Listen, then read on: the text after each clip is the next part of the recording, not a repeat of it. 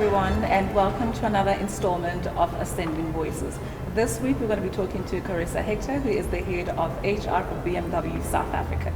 Good afternoon, Charissa. Thank you so much for joining us. It's a pleasure to be here. I've been looking forward to this interview. When I read your bio, I was blown away. I'd like you to please tell us what is it that you do at BMW, what your role is, and what your everyday life is like at the office. I'm the HR executive for the BMW Group here in South Africa. From a people perspective, I look after the manufacturing plant, the sales company, the financial services company, and many people don't know we also have a SAP IT hub, so we look after that area of the business as well. I manage everything from HR strategy to people management to talent to health management. So quite a diverse portfolio that I do manage. What's my everyday like? I don't know. Every day is different. Yes. I think as a South African people, we live VUCA, so really there is no normal day at the office. There might not even be a day at the office because we are navigating sort of working from home, coming into the office with the current challenges that we have with the COVID pandemic. But really every day is exciting. You get challenged every day within the business to think differently, to deliver. So it's a really exciting space to work in. And you're an attorney by profession. Yes. I'd like you to sort of give me a picture of how you came into where you are now. Because I see the attorney in you, and I'd like to know, how did you land up in HR? Well, I never thought I'd be in HR. So when I started out my journey and my career, all my studies were really focused on becoming a prosecutor.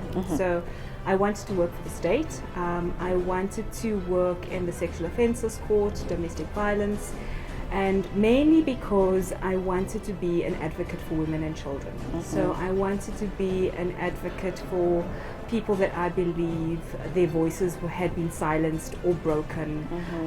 And I really wanted to support from that point of view.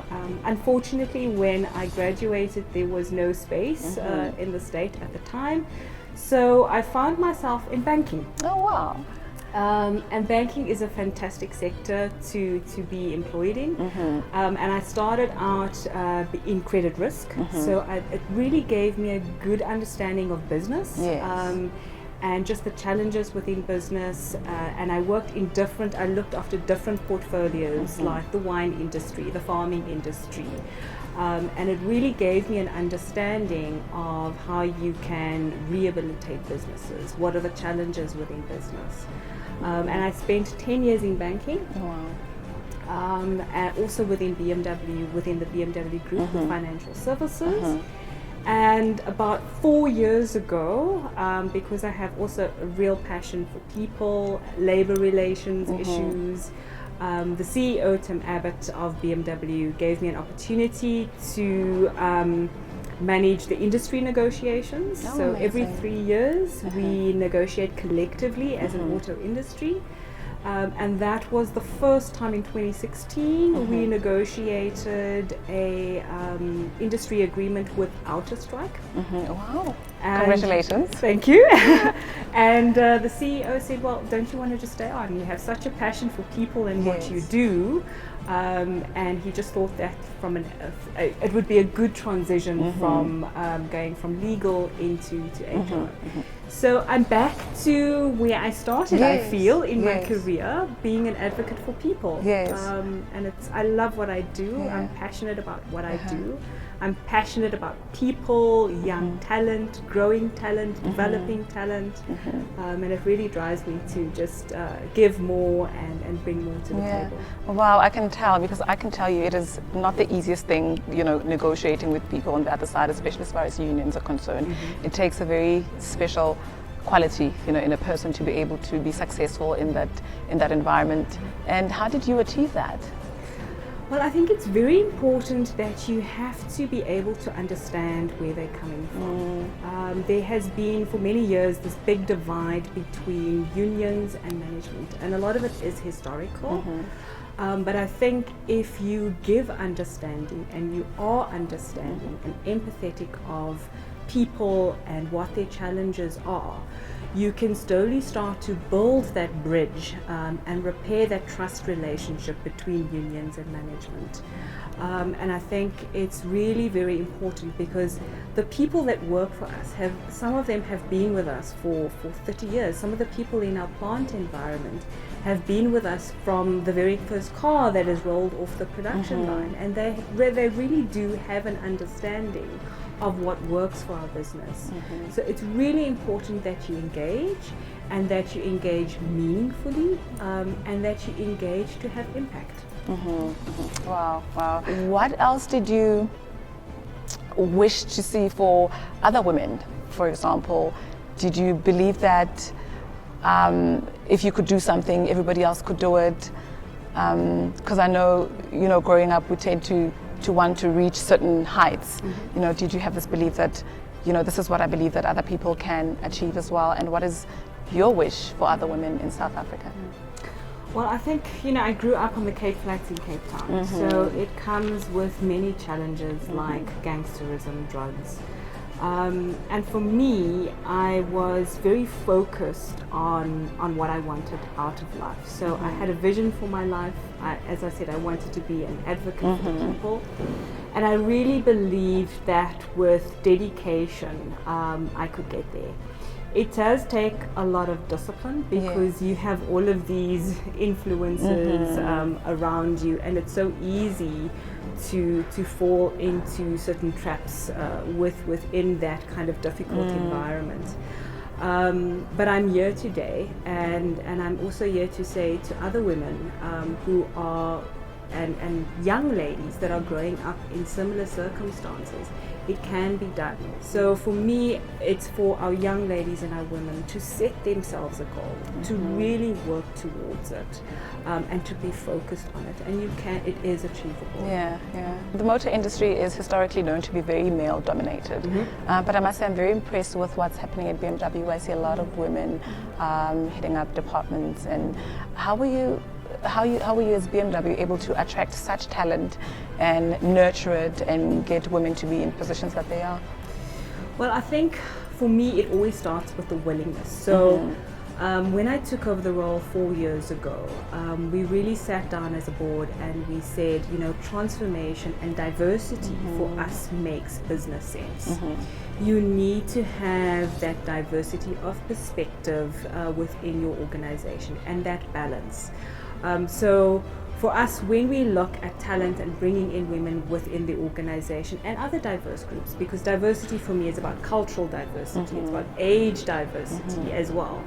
You need to, one, create an enabling environment. In that you need to just really review what are the barriers to entry and actively work to really breaking down those barriers within your organization. So we also as a BMW group went through a major project about 3 years ago where we looked at our culture and the culture within the organization and what was impeding us from a strategic point of view, and what were the things that we needed to put in place to drive the organization forward, including transforming the business at every level, be it strategic, be it at a people level as well. And people was a key element to that, because we realized that our people and our human capital was the one thing that was going to set us apart as well. As a auto manufacturer. How does it feel to be an HR manager of a company with such a fantastic reputation and that is internationally recognized, for lack of a better word? How do you manage that? Because you're not only managing, the brand in South Africa, but also you have to consider the fact that it is an international brand and the standard has got to be, the same everywhere, and that culturally we are different. It must, I'm sure it can't be easy. It's not easy, but I think as a BMW group, we have a common set of values. So that's the premise that we work from. Our values are responsibility, trust, appreciation, openness and transparency. And those values are lived throughout the globe. Now what we do differently in South Africa is we say, for South Africans, what makes us unique and how do we live out those values within our organization. So I think if you work for a company where the sets of values are also something that you can aspire to, something that you live in your ordinary life, and then you translate that into a South African context as well, you are then able also to break down those global barriers to say, we South Africans, we're unique, we bring something very unique to the table. But we also have this golden thread of values that allow us to speak the same language, to drive the same strategy, to really come together as a global organization to say, no matter where you are, there's this inner core foundation that really binds us together as a BMW family, but at the same time recognizing that as South Africans we are unique and we do have a unique contribution to bring to the BMW group. Yeah, wow, fantastic. I'd like us to talk a little bit about the recent intervention that BMW Global, your head office in Germany, as well as your offices here in South Africa, took upon as far as the COVID is concerned. I know that there was a huge donation that was made in Gauteng specifically. Can you tell us a little bit about that? I was very touched by it, I must say. Well, part of my portfolio is managing health. So from that perspective, I've really been at the coalface from a BMW local perspective of managing the pandemic. We actually started in early March really to start actively making sure that we managed the healthcare of our people in a responsible way and in a compliant way. So that for me was really, really important, to keep our people safe, to keep our people healthy within the organization. But also, it's very important to us as a BMW group. We are not an island. We work within a social environment and within a social context. And the biggest impact that we have is also in our Roslyn area, where our production plant is. And the majority of our people live in Soshanguve and Karankua. So it was also important for us as a BMW group to ensure that we have a meaningful impact in the communities where our people live. And it's for that reason that we did two things. The one was the vehicles that we donated from and that are in use in order to also manage the pandemic. And we've started a fantastic project, which is a hospital project with a screening facility within those areas to support the Department of Health in their fight for COVID. So in the end, for us, it's about making meaningful impact in the societies that we operate in as well. So both external and internal is important to us. Wow, it sounds like you're doing quite a lot in your in your job. I'd like to know, how do you find the balance between motherhood? I know you've got 2 kids and work. It's very difficult for me because I'm very passionate about what I do and it gives me a lot of meaning and purpose. And from a work point of view, it really takes up 80% of my life. And somebody at some point gave me some really good advice because, as a mother, I think you feel guilty that you're not spending enough time with your kids, you're not giving enough to them. And he said to me, you know what, make the 20% that you spend with them count for 80%. So I do exactly that. On the weekends and the evenings when we are together, we play together, we eat together, we cook together, and we really try and spend quality time together as a family. When recruiting for BMW, what is it that you look for in a candidate? We want people that are passionate about what they do, skilled and knowledgeable about their expertise if they're in a specialized field, but really we want to ensure that people can think laterally and that can bring ideas to the table, fresh thinking, taking our business forward, because we want to move from a auto manufacturer to a brand which is providing premium mobility services.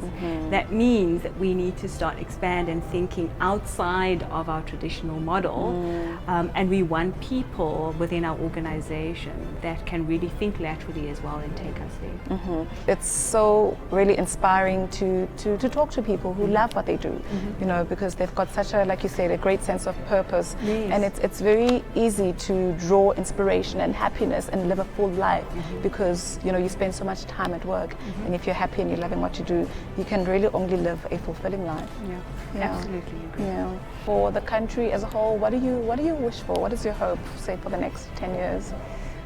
Well, for me, I would really like to see us have an environment, be it a social or a work environment, where people really can, first of all, live out their dreams.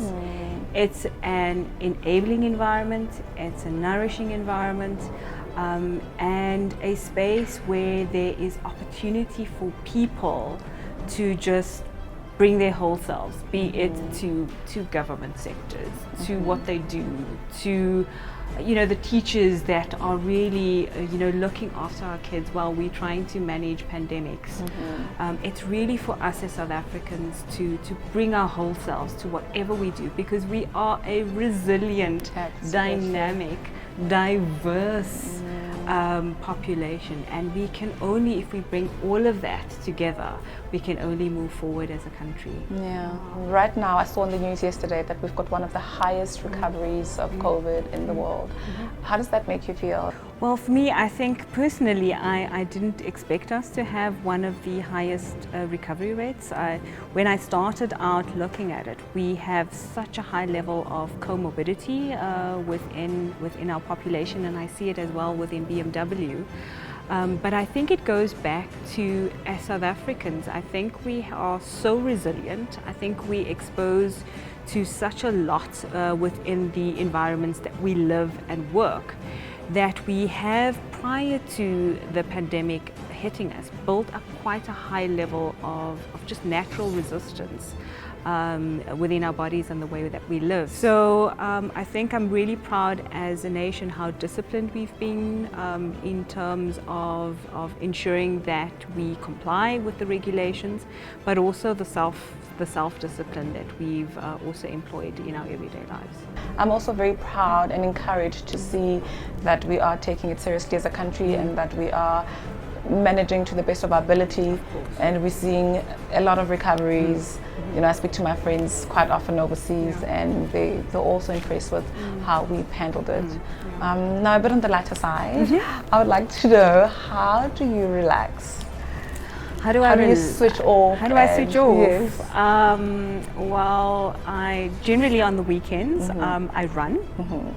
So I try and do about 10 kilometers on the weekend, just running, and I do that with my AirPods. So I switch off. I try and switch off my brain, and just be free and fresh air on my face. So that's the one thing I do too. The second thing I love is cooking. And I do it in quite a dramatic way. So I'm a tactile person, so I love feeling and sensory.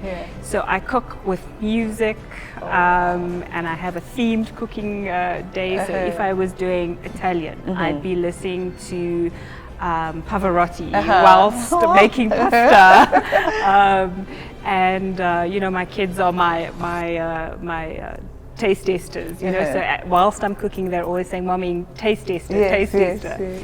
So that's what I love to do, and of course, I love spending time with my kids. Wow. Really passionate about them. Wow. Charissa, it has been so amazing talking to you. I must say, I am so inspired by the work that you do, and I wish you the absolute best in everything that you do, and I hope we get to chat further about a whole lot more things I can see that you're very passionate about. Thank you very much. Like, you make me want to work for BMW. Sign an application? Will do. Thank you.